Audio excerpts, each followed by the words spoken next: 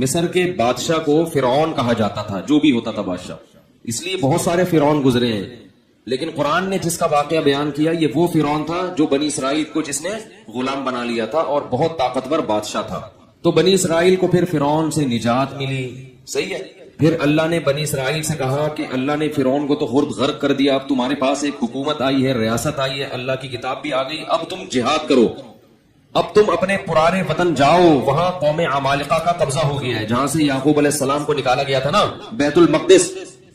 ادخلوا الارض المقدسۃ التي كتب اللہ لکم، ارض مقدس، جیسے اللہ نے مسلمانوں کا مرکز مکہ کو بنایا، ایسے اللہ نے بنی اسرائیل کا مرکز بیت المقدس کو بنایا تھا کہ پیغمبروں کا جائے وطن بیت المقدس ہے، مصر نہیں ہے۔ یہاں تو کسی ایک وجہ سے آ گئے تھے، اب اس علاقے پہ قبضہ کرو اور بیت المقدس کو آزاد کراؤ، وہاں تمہاری خلافت قائم ہوگی، پھر وہاں سے پوری دنیا میں جہاد ہوگا، کیونکہ دین برحق اس وقت وہی تھا۔ اس لیے بیت المقدس کی بڑی فضیلت ہے، ہزاروں پیغمبر دفن ہیں وہاں پہ، جتنے قرآن میں واقعات بیان ہوئے ہیں نا 99% واقعات وہی ہوئے ہیں شام میں۔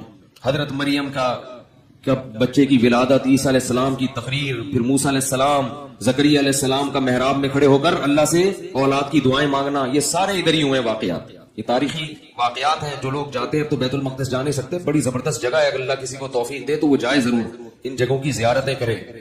تو وہاں پر کیا ہوا کہ بنی اسرائیل کو کہا گیا اب کچھ ہمت خود کرو اور ارض مقدس پہ قبضہ کرو۔ تو وہ کہنے لگے، وہ وہاں قوم تھی بڑی طاقتور، تو بنی اسرائیل نے کہا کہ بہت طاقتور لوگ ہیں، پہلے اپنے کسی بندے کو بھیجو، جا کے دیکھ کر آؤ، اگر کمزور سے ہے نا کانگڑی پہلوان تو پھر تو جا کے لڑیں گے، اگر پاورفل ہے تو ہم نہیں لڑ رہے بھائی۔ حالانکہ پیغمبر جب جہاد کا حکم دے دیں تو پھر وہ جہاد فرض ہو جاتا ہے۔ تو مشہور واقعہ ہے، بنی اسرائیل نے کہا اذهب انت وربك فقاتلا انا هاهنا قاعدون، اے موسیٰ تو جا اور تیرا رب جا، دونوں جا کے لڑو، ہم یہیں بیٹھ کے پروگرام دیکھ رہے ہیں۔ قال رجلان من الذين يخافون، اللہ فرماتے ہیں ان میں دو فرد جو اللہ سے ڈرتے تھے، انعم اللہ علیہما، اور اللہ نے ان پر انعام بھی کیا تھا، وہ کہنے لگے کہ چلے جاؤ، فَإِذَا دَخَلْتُمُوهُ فَإِنَّكُمْ غَالِبُونَ، جب موسیٰ کلیم اللہ کہہ رہے ہیں تو اللہ یقیناً مدد کرے گا، جاؤ ہمت کرو، اللہ غلبہ دے گا۔ ہماری حضرت فرمایا کرتے تھے کتنے مبارک ہوں گے یہ دو فرد جن کا اللہ نے قرآن میں تذکرہ کیا، اور اللہ گواہی دے رہا ہے کہ یہ دو انعام یافتہ لوگ تھے۔ کہہ رہے ہیں کہ بھائی پیغمبر کی مانو، اپنی عقل مت چلاؤ، وہ لیکن کہنے لگے نہیں بھائی ہمارے لیے بڑا مسئلہ ہے یار۔ موسیٰ علیہ السلام کو غضب آیا اور انہوں نے اس مرتبہ دعا مانگی، اے اللہ میں اپنے اور اپنے بھائی کا تو مالک ہوں، ہارون کا، تو ہمیں کوئی حکم دے، ہم نہ کرے تو ہم سے پوچھ، یہ قوم میری سمجھ سے بالاتر، اتنے تیرے انعامات ہوئے، سب کچھ ہو گیا، لاٹھیوں کو سانپ بنتے ہوئے دیکھا، سمندر کے ٹکڑے ہوتے ہوئے دیکھا، فرعونیوں پر مینڈکوں کا، جوؤں کا، آگ کا عذاب، خون کا عذاب، ہر طرح کے عذاب دیکھے، اس کے بعد بھی اب یہ قوم ہمت خود کچھ کرنے کے لیے تیار نہیں ہے، سارے کام کون کرے گا؟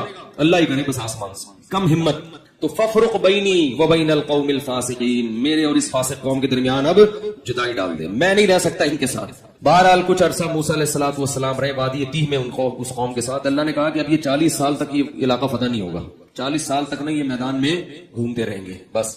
تو وہیں موسیٰ علیہ السلام کا پھر انتقال ہو گیا اور آپ دنیا سے چلے گئے۔ پھر موسیٰ علیہ السلام کے بعد پھر دوسرے پیغمبر آئے اور ان پیغمبر نے بنی اسرائیل کو پھر حکم دیا۔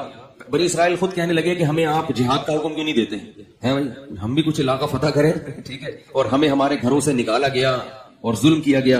الم تر الی الملأ من بنی اسرائیل من بعد موسیٰ، اللہ فرماتے ہیں موسیٰ کے بعد بنی اسرائیل کی ایک جماعت تھی، کیا تم نے ان کو دیکھا؟ تو اس وقت کے نبی نے ان سے کہا کہ تم سے امید یہ ہے کہ جب تم پر جہاد فرض ہوگا تو تم لڑو گے نہیں، خالی پیلی کی باتیں پھینک رہے ہو۔ بہت سے لوگ باتوں میں بڑے فنٹر ہوتے ہیں، جب کام آئے تو اس لیے اللہ سے عافیت ہی مانگنی چاہیے بھائی۔ تو انہوں نے کہا نہیں ہم لڑیں گے۔ تو پھر جب ان پر جہاد فرض ہو گیا، نبی نے، اللہ نے ایک انہی میں سے کسی ایک کو کمانڈر بنایا جس کا نام تھا طالوت کو کمانڈر بنایا۔ تو وہ کہنے لگے کہ اب چونکہ لڑنا نہیں تھا نا، بہانے تراشنے لگے، تو کہنے لگے یہ والا کمانڈر ہمیں قبول نہیں ہے، جہاد کے لیے تو ہم تیار ہیں مگر یہ والا کمانڈر نہیں چلے گا، کیونکہ یہ غریب ہے۔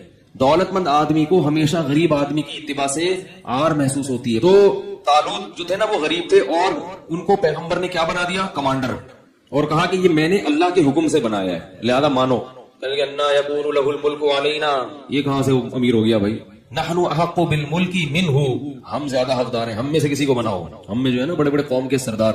تو نبی نے کہا کہ نہیں، یہ سلیکشن اللہ کی طرف سے ہے، اور ان کے برحق ہونے کی ایک علامت یہ بھی ہے کہ حضرت موسیٰ اور ہارون علیہ السلام کی کچھ یادگاریں، کچھ تبرکات، جو ان کے کچھ اشیاء تھیں. بنی اسرائیل کیا کرتے تھے کہ جب بھی کہیں جہاد میں جاتے تھے تو حضرت موسیٰ علیہ السلام کی لاٹھی اور اس طرح کی کچھ چیزیں جو ان کے پاس رہ گئی تھی نا، وہ لے کے جاتے تھے تو اللہ ان کو فتح عطا فرماتا تھا. اس کی برکت تھی، کیونکہ وہ ظاہر ہے متبرک لاٹھی تھی نا حضرت موسیٰ علیہ السلام، اور اس سے سانپ تو نہیں بنتا تھا. لیکن ہارون علیہ السلام اور موسیٰ علیہ السلام کی اس طرح کی چیزوں کو تبرک کے طور پر وہ استعمال کرتے تھے اور اللہ کی مدد شامل حال ہو جاتی تھی. تو بنی اسرائیل کو طالوت نے پھر انہوں نے جو ہے نا وہ تابوت آیا جس میں وہ تھی، تو فرشتے اس کو لے کر آئے، تو ان کو اطمینان ہو گیا کہ اب اللہ کی مدد یقیناً ہوگی. میدان جنگ میں اس کو لے کے جاؤ ساتھ. قرآن میں آتا ہے کہ جب حضرت طالوت علیہ السلام لشکر لے کے نکلے تو انہوں نے اپنی قوم سے کہا کہ دیکھو لڑائی کیونکہ بہت سخت ہے، دشمن بہت طاقتور ہے اور ہم ہیں کمزور، تو اللہ تمہیں پہلے آزمائے گا. یعنی اللہ کی مدد کے لیے جنگ میں فتح نہیں ہو سکتی، تو اسباب میں تو ہم کمزور ہیں، اللہ تمہیں امتحان کرے گا کہ تم میں تقوی ہے یا نہیں ہے.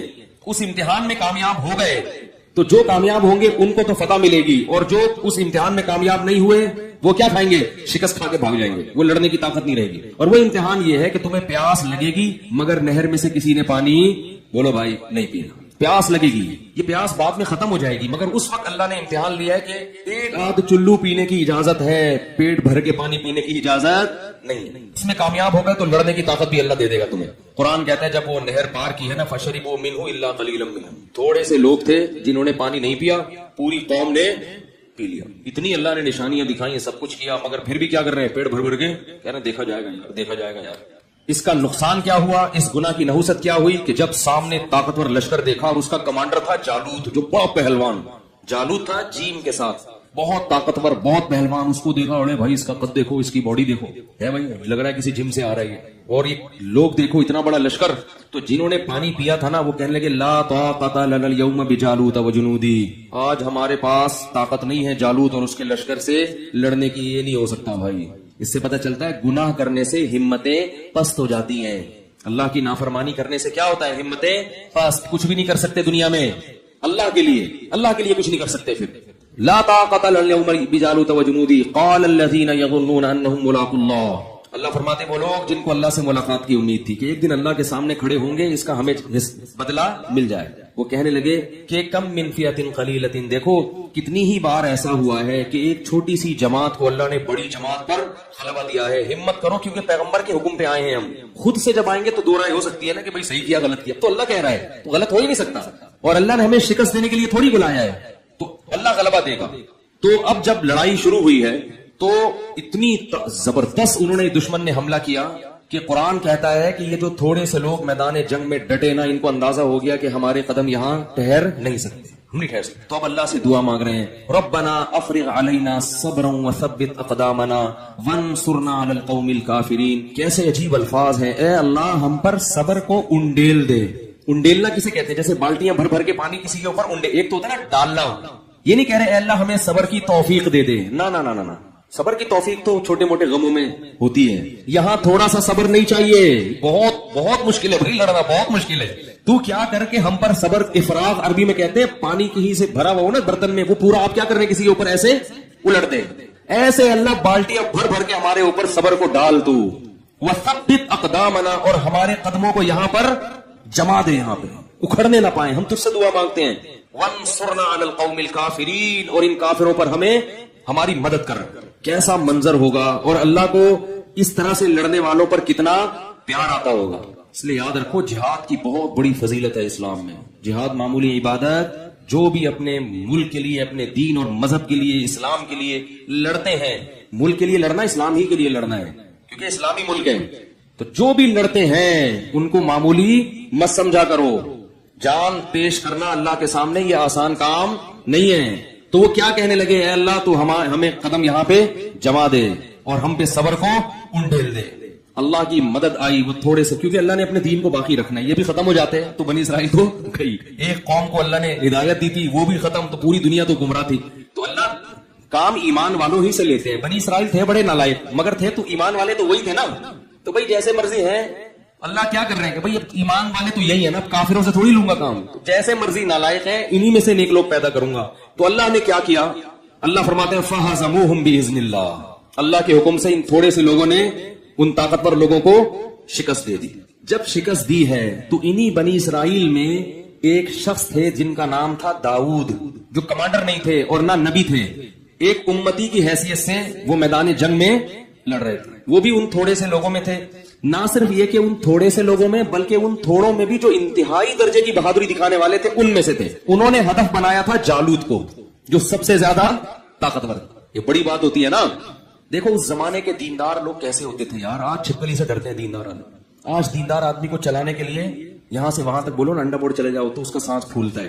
کہتے ہیں ایکچولی میں اتنا نیک آدمی ہوں کہ میں تیز چل نہیں سکتا. داؤد علیہ السلام تو بڑے پیغمبر تھے اس وقت، نہیں پہلے تو عام امتیوں کی طرح تھے. تو قرآن کہتا ہے داؤد علیہ السلام نے ہدف، داؤد نے کس کو ہدف بنایا؟ جالوت. اتنی سخت لڑائی ہے اور میں کس کو ہدف بناتا ہوں؟ جالوت. ان کو قتل کروں گا.